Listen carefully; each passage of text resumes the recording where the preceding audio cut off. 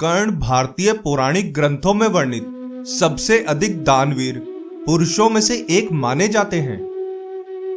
कर्ण कितने बड़े दानवीर थे, इस बात का अंदाजा आप इस बात से लगा सकते हैं कि उन्होंने यह जानते हुए भी कि अपना कवच और कुंडल दान करने से उनके जीवन का खतरा उत्पन्न हो जाएगा, फिर भी उन्हें दान कर दिया था।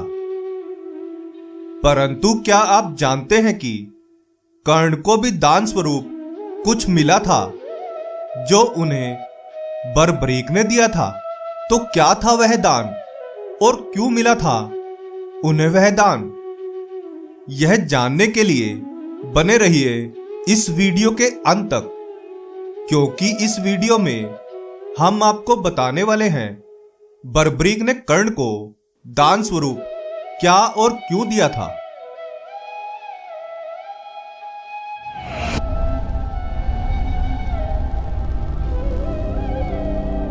प्रणाम मित्रों, ज्ञान और वैराग्य चैनल में आपका बहुत स्वागत है। यदि आपने अभी तक हमारे चैनल को सब्सक्राइब नहीं किया तो जल्दी से कर लें और वीडियो को लाइक करना ना भूलें। तो आइए शुरू करते हैं आज का यह वीडियो। महाभारत का युद्ध समाप्त होते ही सभी पांडव एक और जहां अपने विजयी होने की खुशियां मना रहे थे, तो वहीं दूसरी ओर कौरवों की माता अर्थात गांधारी अपने सभी 100 पुत्रों की मृत्यु का शोक मना रही थी।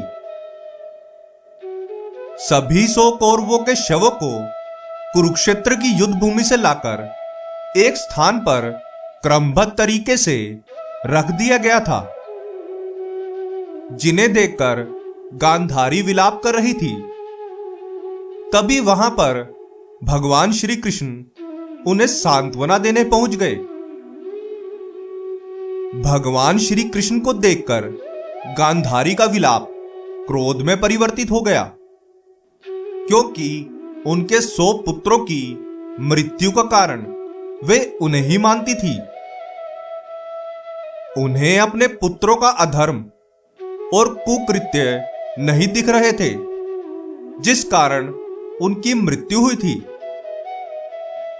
गांधारी क्रोधवश श्री कृष्ण को शाप देते हुए कहती है, हे श्री कृष्ण, जिस प्रकार तुमने मेरे कुल का नाश किया है, तुमने मेरे सभी 100 पुत्रों को मरवा दिया, ठीक उसी प्रकार से तुम्हारे कुल का भी नाश हो जाएगा।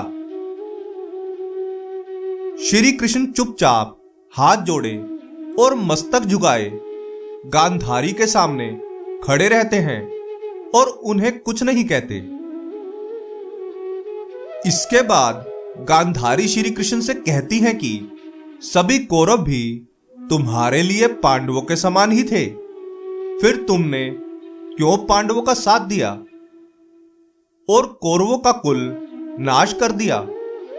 यदि तुम चाहते तो महाभारत का युद्ध टाल सकते थे, परंतु तुमने ऐसा नहीं किया।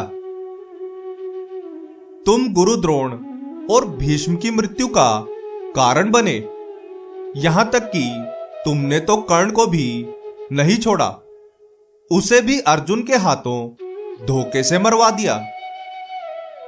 कर्ण तो कौरवों का संबंधी भी नहीं था, तुमने उसे केवल इसलिए मरवाया क्योंकि वह मेरे पुत्र का मित्र था। श्री कृष्ण ने गांधारी की किसी भी बात का उत्तर नहीं दिया एवं वे उन्हें कुरुक्षेत्र की युद्ध भूमि में वहां ले गए जहां खाटू श्याम अर्थात बर्बरीक थे। श्री कृष्ण ने गांधारी को बर्बरीक के सामने ले जाकर खड़ा कर दिया और बर्बरीक से प्रश्न किया कि बर्बरीक, तुमने महाभारत का युद्ध पूरा अपनी आंखों से देखा है, तुम ही बताओ कि तुमने युद्ध के दौरान क्या देखा? बर्बरीक श्री कृष्ण की बात का उत्तर देते हुए कहते हैं कि भले ही महाभारत का युद्ध कौरवों और पांडवों ने लड़ा है और दोनों ही ओर से अनेकों वीर योद्धाओं ने भाग लिया है, परंतु मुझे तो युद्ध भूमि में केवल और केवल श्री कृष्ण ही दिखाई दे रहे थे। श्री कृष्ण ही प्रहार कर रहे थे, श्री कृष्ण ही प्रहार सह रहे थे। जितने भी योद्धा वीर गति को प्राप्त हुए हैं, उनमें मुझे केवल श्री कृष्ण ही दिखाई दे रहे थे। केवल इतना ही नहीं, सभी 100 कौरवों में भी मुझे श्री कृष्ण दिखाई दिए। कर्ण में भी मुझे श्री कृष्ण ही दिखाई दिए। मुझे कोई ऐसा योद्धा युद्ध भूमि में दिखाई नहीं दिया जिसमें श्री कृष्ण का वास न रहा हो। बर्बरीक की बात सुनकर गांधारी का क्रोध पश्चाताप में परिवर्तित हो गया। उन्हें इस बात का पश्चाताप हो रहा था कि उन्होंने क्रोधवश श्री कृष्ण को कुल विनाश का शाप दे दिया। बर्बरीक कर्ण के बारे में आगे कहते हैं कि कर्ण द्वापर युग के महान योद्धाओं में से एक था। उनके समान योद्धा कोई दूसरा नहीं हो सकता। भले ही अर्जुन और कर्ण एक दूसरे के चीर प्रतिद्वंदी थे, परंतु कर्ण अर्जुन से श्रेष्ठ धनुर्धारी थे। कर्ण के बारे में और महाभारत युद्ध के दौरान मारे गए सभी वीर योद्धाओं के बारे में बर्बरीक के मुख से इस प्रकार की बातें सुनकर गांधारी का शोक और क्रोध दोनों ही शांत हो गए और उन्हें यह ज्ञात हो गया कि श्री कृष्ण ही परम सत्य हैं और वही सृष्टि का संचालन करते हैं।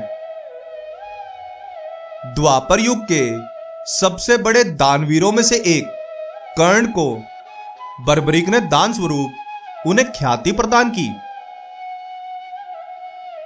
यदि आपको यह कथा अच्छी लगी हो तो वीडियो को लाइक करके हमें प्रोत्साहित जरूर करें। आशा करते हैं कि हमारी प्रस्तुति आपको काफी पसंद आई होगी। आपसे अनुरोध है कि आप इस वीडियो को ज्यादा से ज्यादा लोगों तक पहुंचाने के लिए लाइक, शेयर और सब्सक्राइब करें। धन्यवाद।